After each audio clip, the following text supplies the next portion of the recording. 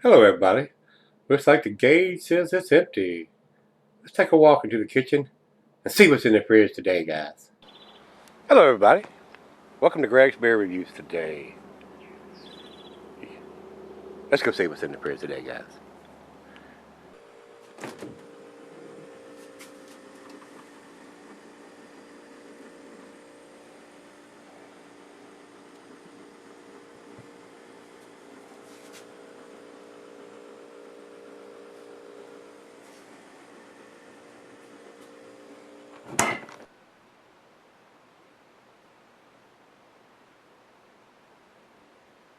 Hello, everybody. Thanks for stopping by Gregsbeerreviews today. This beer is the 2012 edition of Narwhal, which is the Sierra Nevada Imperial Stout. I usually get just about all of their beers here, but I was not able to get my hands on this one. Brandon down in New Orleans sent this to me. He actually sent me two of these, so thanks a bunch, Brandon, for sending me these beers. I was not able to get my hands on one of these this time, so I'm not able to get to the beer store as often as I used to, guys. The cabinet business is picked up, and I'm a couple of months out, so I don't get up there as often as I should or I used to. So this should be a very tasty treat. I sure hope that it is. This is a Russian Imperial Stout coming in at 10.20 ABV, so this is a big boy, even though it's in a little bottle. A little 12-ounce bottle. Still 12 ounces, but they got the little shorty bottle going on here. It says availability is rotating. I don't know how often. I have never seen this beer before. I don't know if it's the first time they've done it or they've done it before, but I've not been able to get my hands on it before now. So now that I've got it, let's do it. Alright. The food pairings for this, and then since it's an Imperial Stout, it says chocolate. It always says chocolate beside these type of beers, the porters and the stouts, and they do. I mean, if you want to eat it with a dessert or something like that, I usually don't drink a 10.2% with dessert. I mean, that's just way too boozy for what I'm trying to have with dessert. So a lot of people feel different about that. I'll just be straight up with you guys. When I do the beer reviews or drink beer, I drink it in either on the weekends or in the evenings when I get home from work. And I usually have a late dinner. And what I mean by late dinner, 8:30 to 9:30 before I have dinner. And I have one or two, or maybe three on a rough day. And once dinner is served, I don't drink anything else after dinner. I may drink one or something like this with dinner, but after dinner is done and that beer is done, I'm done. So basically, it's a short time from then to the bedtime. So that's just the way I do it. And once I've had my belly full of food, I'm not interested in drinking anymore. I'm ready to hit the sack. So this will probably be the final beer of the evening today. So with that being said, let's get on with this one. A little too much information probably. The food pairings, like I said, it says chocolate, dessert, and that's about all it goes. This is a 10.2%. It's going to go with your stronger dishes. I wouldn't be eating any pasta or anything like that with this beer. But you may be a pasta head and you like to drink a stout with yours. So do what you like. Just, if you like doing that, do it. That's what I say. Don't let anybody else tell you shouldn't do it. If you like it, make yourself happy. That's what I say. Life's too short. Do what makes you happy. The glassware for this one, guys, is pint, Becker, the Nonic, a tumbler, or the snifter. I've got the dual glass for this one, guys. I'd like to use this glass when the beers get this big, especially the porters and the stouts, Imperial stouts especially. The beer can be cellared for a long period of time. Like I said, Brandon sent me two of these. We're going to do one.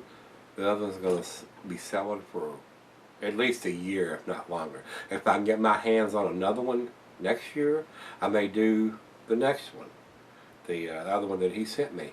I don't know how long I'm going to sell out. With 10.2%, this beer is going to last 10 years or more at least. To sell it correctly, it may last 20 years. So, I don't think there's anything else we need to talk about on this one. There's no notes here from... Alright, let's see. The commercial description on this, the Narwhal Imperial Stout is the latest beer in Sierra Nevada's high-altitude series. This malt-forward monster is bold. with notes of baker's cocoa, molasses, and dark roasted coffee. This massive imperial stout is incredibly complex, rich, and intense, and will develop in the bottle for years to come, like I said. The style's imperial stout, the hops they use for this is Magnum and Challenger. The malts, two-row pale, chocolate, honey, carafa, and roasted barley. And it says availability 12-ounce bottles draft. And arrival, this showed up in October of 2012. So it's well over 6 months old here. This is June, almost July. So this is about 8 months old here. So still going to be a tasty beer. So I don't think there's anything else we need to talk about. So Brandon, thanks again for sending me these beers. I do appreciate it, brother.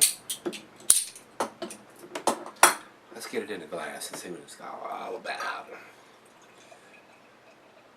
10.2%. You reckon we'll get a head? Looks like we will. Looks like we might get a 2 or 3 finger head on a 10.2% beer. Look at the head on that. Wow. Those guys at Sierra Nevada do some great stuff. They're one of my favorites. I usually have some kind of Sierra Nevada beers, torpedoes or something in the fridge all the time, pale ales. They do some great stuff.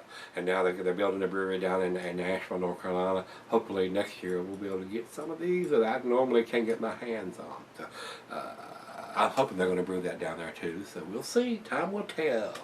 Over into the light, there is none. It is pitch black. No light at all whatsoever around the glass. Black as night. Look at that head on that. It is awesome. Very creamy inside. Oh yeah, look at that. Let's get a nose on it. The baker's chocolate just hit you in the face. Chocolate. Roasted barley. Molasses, maybe some brown sugar or some dark fruit in there. It smells wonderful. I'm about to drool on myself again. Wow, that smells unbelievable. Smells like a dessert in a glass. I'm not getting any alcohol on the nose, guys. 10.2%. Wow. Cheers, everybody. Cheers, Brandon. Thanks a bunch, buddy. I appreciate you sending me these beers. Let's give it a taste.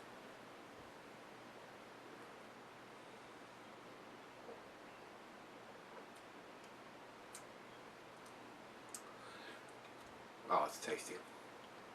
A little bit on the bitter side on the back end. And that could be from the cocoa, a bitter cocoa, or it could be from the hops. Challenger, I want to tell you, Challenger and Magnum. Oh man, it's got a wonderful nose on it.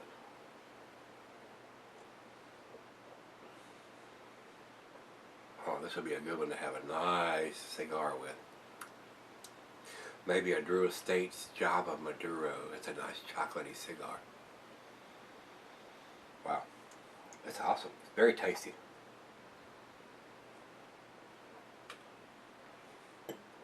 Guys, you notice there's 2 yellow openers here. That's all that's left.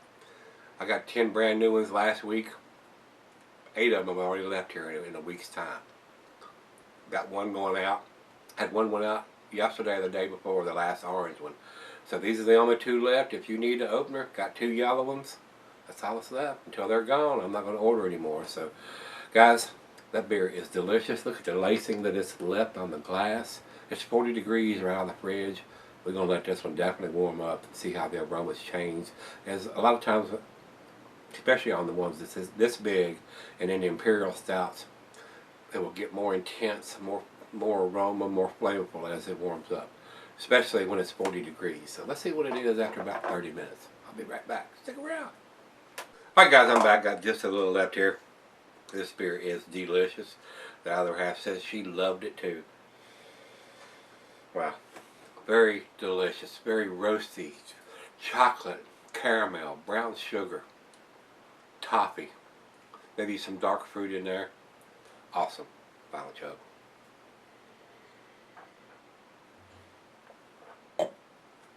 Now that it's warmed up, the alcohol is a little more present, but nothing to a 10.2% though, so very tasty, guys. If you can get this beer, or if you've had this beer, it's probably already left the shelves. I'm not sure. Like I said, I've never seen it here, and Brandon sent me this one, so I don't know what the availability still is. You might get lucky and find it still on the shelves, but more than likely it's probably all been bought up by now. So if you've had it, give me some comments back on this one, guys. It's got the little yellow code here, and I think it's some kind of Julian code here, so they are putting a date on it, and it's in yellow where you can read it there, but it's not a regular day, month, day, and year on here. It's a Julian code, so you'd have to go to their website if you don't know how to decipher that, and it'll tell you how to do it. This one has 2279209 on the bottle here in yellow. So I know some people out there probably know what that means. I do not, because I'm not going to try to learn and decipher these codes. They need to have just a straight month, day, and a year on them as far as I'm concerned. And I love Sierra Nevada beers to death, but they still use a Julian code type deal on these beers, and I'm not a big fan of that. Do a code that's it's a straight month, day, and year, and not some kind of it was bottled on day 247 and this, that, and the other. We just need a regular date code. So hopefully they'll switch over before too long. But we're not going to fault them too much. They are making an attempt to put a date on the bottle. This is delicious beer, guys. It is definitely worth picking up. As far as I'm concerned, I'm going to give it a 9 out of 10 tonight. It's delicious. It's awesome. It's definitely worth picking up and trying if you're a stout fan, especially an Imperial Stout. Very well made beer, guys. Rate Beer has it 99 overall and 91 in the style. Impressive numbers there. And Beer Advocate says it's 93, which is in the outstanding range. So it is outstanding. Not quite up to the 10 as far as I'm concerned, because of the date. If it had a regular legible date, I would probably go ahead and step up to the plate and give it to 10. But since we got to go look up something, or you need to know what a Julian code is and how to figure it, and people tell me, well, this is what this means, that, and the other, but I'm not going to try to remember. I'm not going to try to memorize that. Even though I do the beer reviews, the general public doesn't know what a Julian code is unless they're a beer aficionado, and I don't consider myself. I'm just an amateur beer reviewer here, guys. Even though I've done over 1,000 beers, it should have just a legible date code on it and not a Julian code. That's just my opinion. That's just the way I feel. That's just what I think. So a lot of people disagree with me, and that's your prerogative. But I think it needs to have it as a standard date code on it, not a Julian code. Great numbers from Beer Advocate and Rate Beer. So if you've had this one, give me some comments back on this one. Let me know whether you liked it, didn't like it. I think it's an awesome beer. I think it's definitely worth picking up and trying. If you can still find one, pick it up. And if you've had it, give me some comments back. And as always, rate, comment, subscribe, hit that like button. Let's go see what's in the fridge tomorrow. Maybe we'll get lucky and we'll get another 10. See you then.